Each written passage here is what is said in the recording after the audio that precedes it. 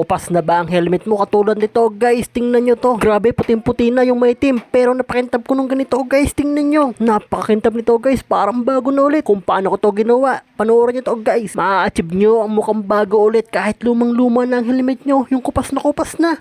Tingnan nyo yan guys oh. Grabe, pwede na ulit ipagsabay yan. Kung gusto nyo malaman kung paano ginawa dyan, panoorin nyo to guys. Bali dito, gumamit lang ako ng back to black guys. Tingnan nyo yan oh. Syempre, lalagyan nyo yung mga kupas na part ng helmet nyo. Kung gusto nyo, buuin nyo na. Lagyan nyo ng lahat guys. Okay na okay itong back to black na ito.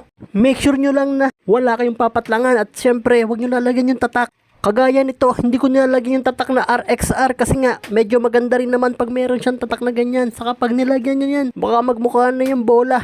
Kasi nga pag nilagyan nyo siya ng back to black, mangingitim din siya guys, matatakpan siya. Ganyan katindi ang back to black guys.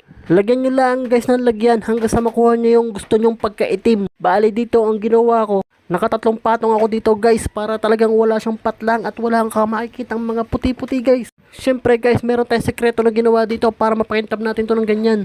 Kasi pag naglagay ka ng back to black, magiging matte lang siya guys.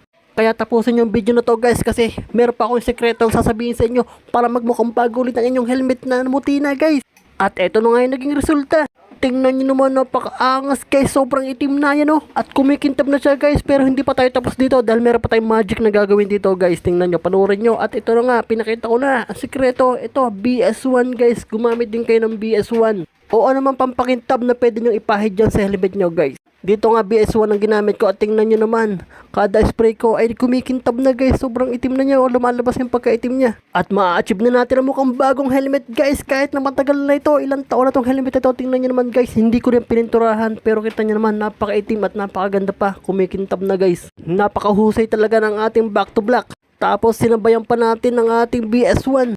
Kaya guys, ano pang hinihintay nyo? Kung gusto nyo yan, ilalagay ko lang ang link sa comment section para siguradong original na back to black ang mabibili nyo. At kung gusto nyo rin ng BS1 guys, ilalagay ko rin yung ating link diyan. Meron din tayo nyan guys. Dito nga guys, tapos ko nalagyan ng BS1 at dito pupunasan ko na to guys para mas lalong lumabas ang kanyang kintab. Gumamit lang tayo dito ng malambot na basahan guys, kagaya nito, yan o. Bale, pag bumili ka ng back to black guys, may kasama na yung basahan ng ganyang kalambot guys. Pwede mo nang gamitin yan dyan guys. Saka meron kasama yung foam na magagamit mo pampahid sa mga ating lalagyan ng back to black. Yan guys, so kita nyo ba yan, napakakintab na. Ma-achieve nyo ang ganyang kakintab guys na parang bago na ulit ang helmet nyo. Kaya ano pang hinihintay nyo guys, order na, naandyan lang ang link sa comment section. Alright, baka naman sabihin nyo na magkakayat or hahawa ang kulay ng itim kung saan man mapalapat kagaya ng mga damit nyo or ano. Or pag hinawakan mo ikakapit sa yung kamay. Ang back to black, hindi guys, tingnan nyo to guys, yan o. Papahidin natin yan, tingnan nyo. Gumamit tayo ng bagong